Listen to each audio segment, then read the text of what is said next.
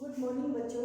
बेटा last video में हमने रिफ्लेक्शन की बात की थी, ठीक है। हमने रिफ्लेक्टिव इंडेक्स डिस्कस कर लिया था और हमने ये भी बताया था कि अगर हम अलग अलग कलर की लाइट इंसिडेंट कराते हैं तो कौन सी लाइट के लिए स्पीड कम होगी और कौन सी लाइट के लिए ज़्यादा होगी, ठीक है।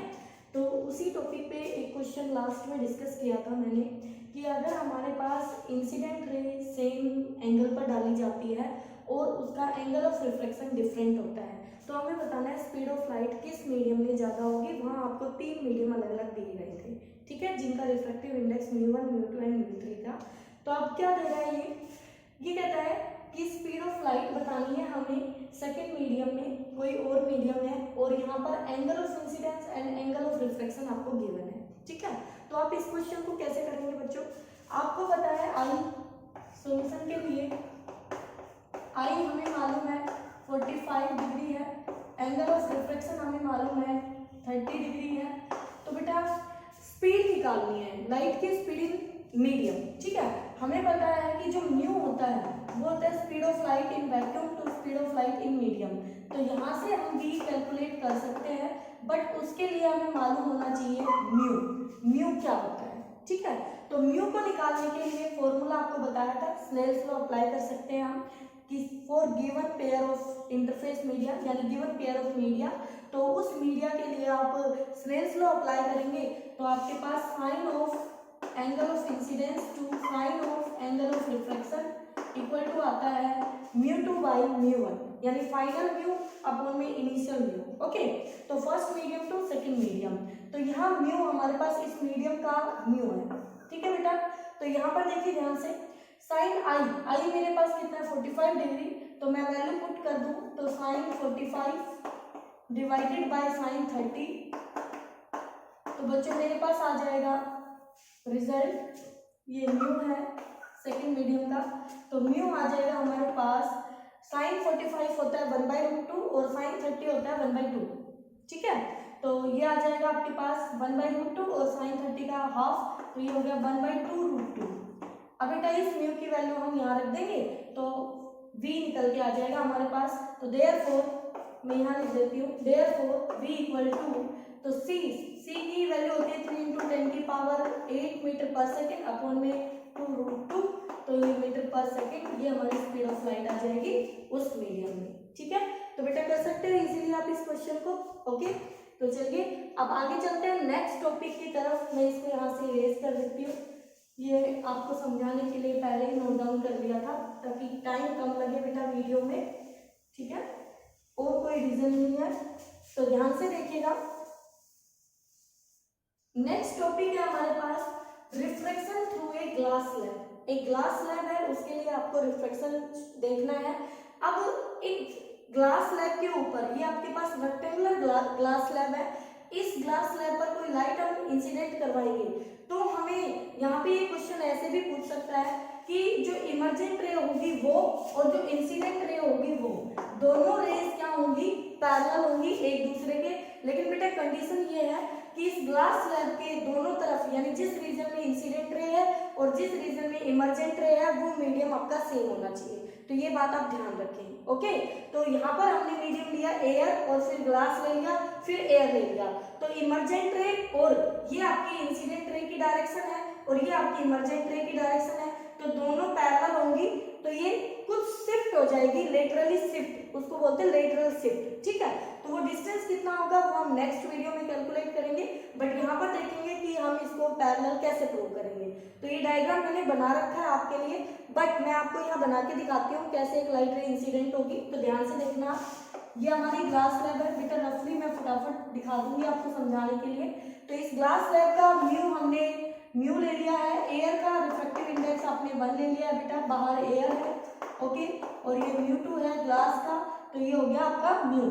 तो यहाँ पर लाइट रे इंसिडेंट करवाई आपने A B, this is the incident ray, okay, और फिर आपने ये दिखा दिया एंगल ऑफ इंसिडेंस 1 क्योंकि ये फर्स्ट पॉइंट पे इंसिडेंट हुई है। एक ग्लास स्लैब के लिए 2 बार रिफ्लेक्शन होगा, तो तो दो जगह रिफ्लेक्शन टेक प्लेस करेगा।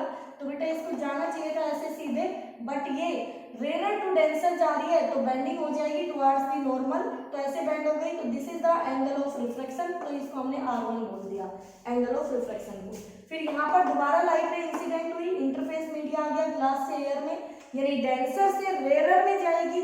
तो फिर से आपने नॉर्मल डाला इंसिडेंस पॉइंट पर और इस एंगल को आपने एंगल ऑफ I2 का इंसिडेंस एंगल।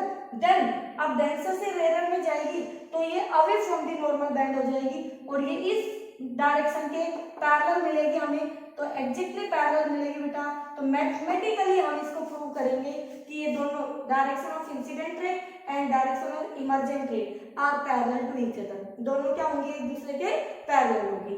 तो डायग्राम आपको समझ में आया होगा कैसे ड्रॉ किया है, और इस एंगल को हम कह देंगे रिफ्लेक्शन एंगल R2, ठीक है। तो एज इट इज डायग्राम मैंने बिल्कुल साफ आपके लिए बना रखा है, तो आप इसको ध्यान से देखिएगा। अब इस डायग्राम को हम मिटा देते हैं, ठीक है। तो चलिए स्टार्टिंग करते हैं वहां से। तो क्या करना है वो देखिएगा ध्यान से बेटा। सबसे पहले हमारी ग्लास स्लैब है हमारे पास, हमने एक लाइट रे AB को इंसिडेंट करवाया बेटा, तो B पॉइंट ऑफ इंसिडेंस हो गया और ये आपका I1 एंगल ऑफ इंसिडेंस हो गया, ठीक है, फर्स्ट पेयर ऑफ मीडियम के लिए। तो हमने यहाँ B पॉइंट पर स्नेल्स लॉ अप्लाई कर दिया बेटा। स्नेल्स लॉ क्या होता है, किसी भी पॉइंट पर जहां पर रिफ्लेक्शन टेक प्लेस हो रहा है वहां आप स्नेल्स लॉ अप्लाई करेंगे तो sine of angle of incidence to sine of angle of reflection आपके पास कांस्टेंट आता है for a given pair of medium के लिए, ठीक है।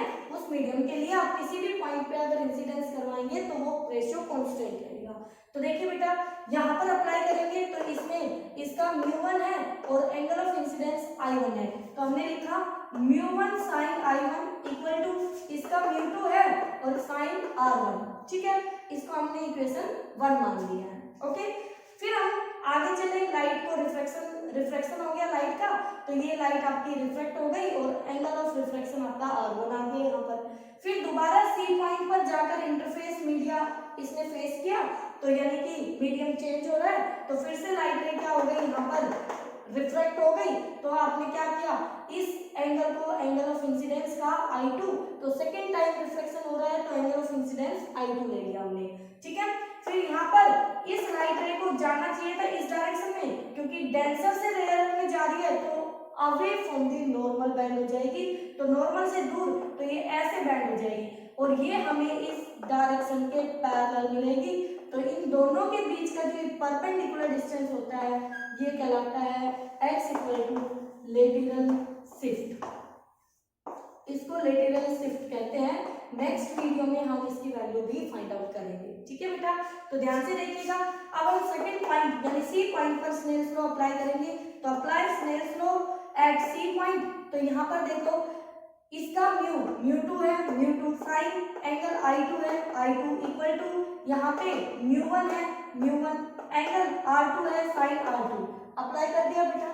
बट अब सिर्फ इतने पे फोकस करना है आपको, ये लाइन और आपका ये लाइन यानी दोनों नॉर्मल पैरेलल है और एक लाइन इनको ऐसे कट कर रही है, तो ये दोनों इंटीरियर एंगल जो है R1 और I2 क्या बोथ आर इक्वल, क्या ये दोनों इक्वल होंगे, बिल्कुल इक्वल होंगे।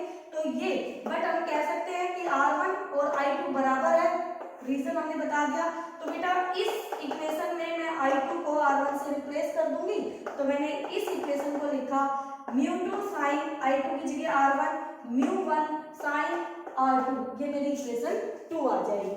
अब आप ध्यान से फोकस कीजिएगा इक्वेशन 1 और 2 को, तो आपको एक फैक्टर कॉमन मिलेगा μ2 sin R1, μ2 sin R1। तो जब हम इन दोनों को कंपेयर करेंगे तो ये वाली साइड इक्वल टू आ जाएगी इस साइड की। तो मैं कह सकती हूँ, अब मैं लिख सकती हूँ from equation 1 and 2 we get, हमें क्या मिलेगा बेटा, μ1 sin I1 equal to μ1 sin R2। बेटा दोनों तरफ μ1 है तो μ1 से μ1 कैंसिल हो गया, तो हमारे पास sin I1 इक्वल टू आ गया sin R2, ठीक है। तो देयरफॉर I1 इक्वल टू आ गया R2। और बच्चों जब ये दोनों एंगल इक्वल आ गए हैं, यानी कि एक ग्लास स्लैब के ऊपर जितने एंगल से लाइट रे इंसिडेंट हो रही है उतने ही एंगल से बाहर निकल रही है, इसका मतलब वो दोनों directions, incident direction and emergent रे की डायरेक्शन क्या होगी, सेम होगी, डायरेक्शन पैरेलल होगी, ठीक है, डायरेक्शन सेम होगी बेटा, लेकिन सेम लाइन पे नहीं आएगी, कुछ शिफ्ट हो जाएगी, कुछ डिस्टेंस से दूर हो जाएगी, लेकिन जाएगी उसी डायरेक्शन में। तो इसलिए आप कह सकते हैं दिस इंप्लाइज जो आपकी एडी है वो पैरेलल होगी आपकी सीडी की। और ये हमें प्रूव करना था इसमें कि ग्लास स्लैब से जब एक लाइट का रिफ्लेक्शन होता है तो वहां पर लाइट रे लेटरली शिफ्ट हो जाती है, बट वो दोनों इमर्जेंट और आपकी इंसिडेंट रे पैरेलल होती है एक दूसरे के, उनकी डायरेक्शंस पैरेलल होती है, ठीक है। तो इसको प्रूव करना बहुत ही इजी है बेटा, आसानी से आप इसको प्रूव कर सकते हैं। आपने दो पॉइंट पर जहां जहां पर दो बार उसका रिफ्लेक्शन हुआ है वहां पर आपने स्नेल्स लॉ अप्लाई किया है, ठीक है, तो इजीली से आप इसको प्रूव कर सकते हैं। अब है next point concept to mind में, देखिए ध्यान से, मैं इसको मिटा दूं यहाँ से। कॉन्सेप्ट टू माइंड में क्या कह रहा है बेटा, इसमें ये कह रहा है कि अगर हमारे पास बहुत सारे मीडियम एक दूसरे के साथ आ जाए, यानी एक के बाद दूसरा मीडियम, एक के बाद तीसरा, फिर इस तरह से आपके पास बहुत सारे मीडियम चेंज हो रहे हो एक लाइट रे के लिए, तो वहां पर जो डायग्राम है वही यहाँ आगे ये मैंने कुछ इंटरफेस बनाए हैं और ये सारे पैरेलल है बेटा, ये ध्यान रखना। तो पहला जो ये है इसका μ1 है और लास्ट वाले का भी μ1 है, यानी कि ये दोनों क्या है हमारे सेम है, चाहे कुछ भी हो सकता है बट होने चाहिए इक्वल सेम, आउटर वाले, अंदर चाहे कुछ भी हो μ2, फिर अंदर और कोई चेंज कर दिया, फिर और कोई चेंज कर दिया, और सबसे जो डेंस है, सबसे ज्यादा जो रिफ्रैक्टिव इंडेक्स है, सॉरी वो μ4 का होगा, सबसे ज्यादा रिफ्रैक्टिव इंडेक्स किसका होगा, μ4 का। तो μ4 का रिफ्रैक्टिव इंडेक्स μ3 से ज्यादा है, μ3 का μ2 से और μ2 का μ1 से, ठीक है। इसका मतलब ये है कि μ1 सबसे रेयर है, फिर रेयर से डेंसर में जाएगी तो टुवर्ड्स द नॉर्मल बैंड होगी, फिर यहाँ से यहाँ जाएगी, फिर टुवर्ड्स द नॉर्मल बैंड होगी क्योंकि डेंसर में जाती जा रही है रे, और फिर लास्ट में μ4 में जाएगी, फिर टुवर्ड्स द नॉर्मल बैंड होगी और लास्ट में बिल्कुल μ1 में निकल के आएगी, तो वहां पर क्या हो जाएगा, वो डेंसर से रेयर में आएगी। तो ध्यान से देखिएगा, एक लाइट रे इंसिडेंट करवाई हमने, ये लाइट रे है आपकी, ठीक है, और मैंने यहाँ पे ये नॉर्मल डाल दिया। अब लाइट रे को ऐसे जाना चाहिए था, ये डायरेक्शन इसकी मैंने वहां दिखा रखा है डायग्राम बेटा, जल्दी में एग्जैक्टली रेस पैरेलल ड्रॉ नहीं होती है, तो यहाँ पर ये इंसिडेंट रे की डायरेक्शन हो गई, ओके।